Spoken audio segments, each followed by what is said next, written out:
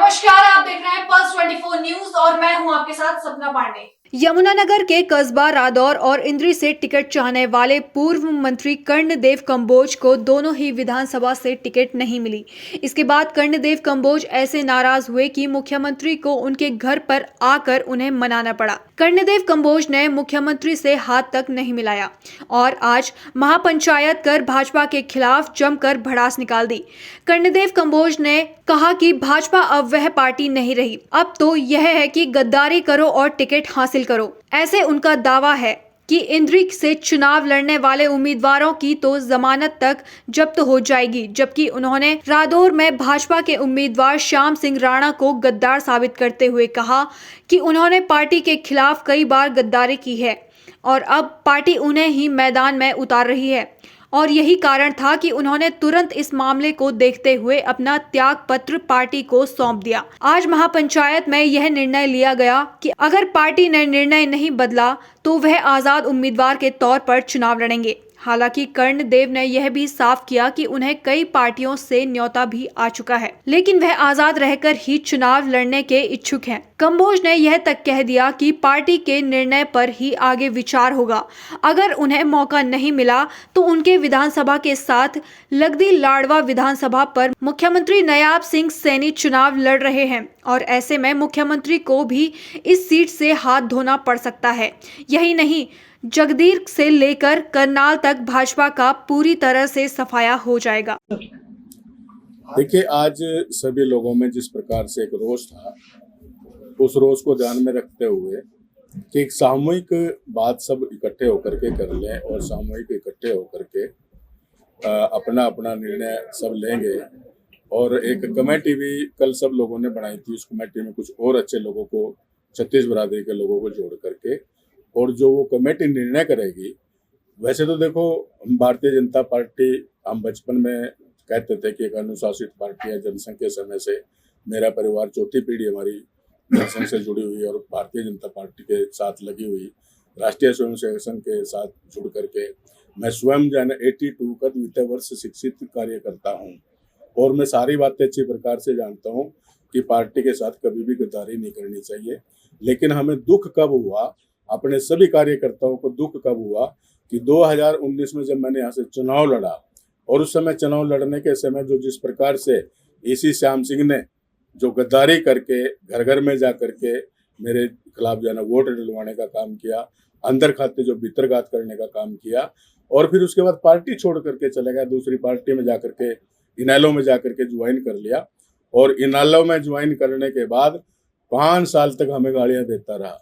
Parliament के चुनाव में यहाँ तक कह दिया कि नरेंद्र मोदी जी जो आज दुनिया के सबसे सर्वश्रेष्ठ नेता हैं, प्रधानमंत्री हैं, और पूरी दुनिया में आज जिनकी बात को पूरी दुनिया मानने के लिए तैयार रहती है, उनके बारे में जिस प्रकार से घटिया किस्म की टिप्पणियां इस व्यक्ति ने की है, तो आज उसी व्यक्ति को भारतीय जनता पार्टी, वो भी पार्लियामेंट के चुनाव के बाद, मुझे नहीं समझ में आता कि किस प्रकार का मैसेज जो है ना पार्टी देना चाहती है। तो आज मुझे ये महसूस हो रहा है कि जो पहले वाली भारतीय जनता पार्टी थी, आज मुझे नहीं दिखाई दे रहा कि वो भारतीय जनता पार्टी उस प्रकार की भारतीय जनता पार्टी है जिसमें अनुशासन को महत्व दिया जा रहा है। अब तो कोई भी गद्दारी करो, कोई भी पार्टी के साथ पीठ में छुरा घोंपो, उसी को फिर इनाम मिल जाता है। यहाँ तक कि जो लोग बड़ी बड़ी मार्जिन से सीटें आ रहे हैं, उन सबको महत्वपूर्ण पद दिए हुए हैं। तो इस प्रकार से सब लोग जो है ना इस फैसले से आहत है। 2 सीटों पर जो है ना मैं काम कर रहा था, इंद्री और रादौर। मुझे ये था भी रादौर से चलो किसी को भी देंगे, किसी दूसरे समाज को देंगे, तो इंद्री से मुझे 100% जो है ना मुझे टिकट मिलेगी और मैं चुनाव लड़ूंगा। लेकिन इंद्री का भी काट करके, और इंद्री में मैं बताता हूँ जमानत जब्त होगी। इंद्री में ये पोजीशन आ जाए कि उस विधायक को गाँव में नहीं लोग बढ़ने देंगे।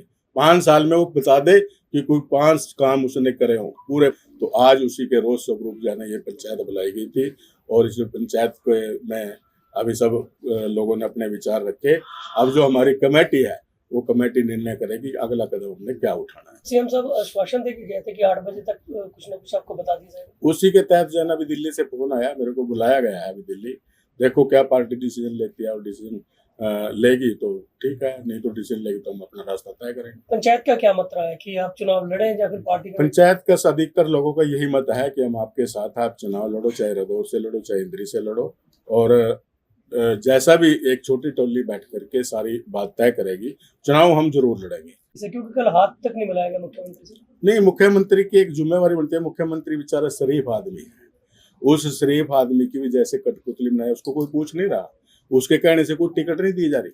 लेकिन मेरी नाराजगी इसलिए थी कि आपने तो कम से कम जो है ना, आप स्टेट के नेता हो, स्टेट के जो है ना आपके भरोसे है स्टेट, आप सीएम हो, मुख्यमंत्री हो, तो आपने कम से कम जो है ना इसमें इंटरवीन करना चाहिए था कि किन किन लोगों को टिकटें कहाँ कहाँ दी जा रही है। और आप इतना भी जो हम तो साथ ही रहे हैं, सारे मिल करके काम किया हुआ, उसके बावजूद भी जो है ना आपने अनदेखी करी है, तो मुझे उसका बड़ा आक्रोश था। इसलिए जो है ना ये सारी बात हुई, ऐसा नहीं होना चाहिए। अगर पार्टी नहीं सुनती तो पास लगती जो सीट है सीएम चुनाव लड़ रहे हैं, क्या वो भी खतरे में हो सकती है? बिल्कुल खतरे में होगी। फिर तो जगाधरी से लेकर के करनाल तक पता नहीं कई सीटों पर असर पड़ेगा। और कर्णदेव कंबोज ने इस टिकट वितरण के पीछे पूर्व मुख्यमंत्री का हाथ बताया है और कहा कि उन्हीं की बदौलत यह सब कुछ हो रहा है। लेकिन उनको नाराजगी मौजूदा मुख्यमंत्री से थी, क्योंकि मुख्यमंत्री उनके साथी भी हैं और वह भली भांति जानते हैं कि कंबोज ने कितना पार्टी के लिए काम किया है। मुख्यमंत्री ने उनकी वकालत नहीं की, तो यही वह कारण था कि उन्होंने उनसे हाथ तक नहीं मिलाया।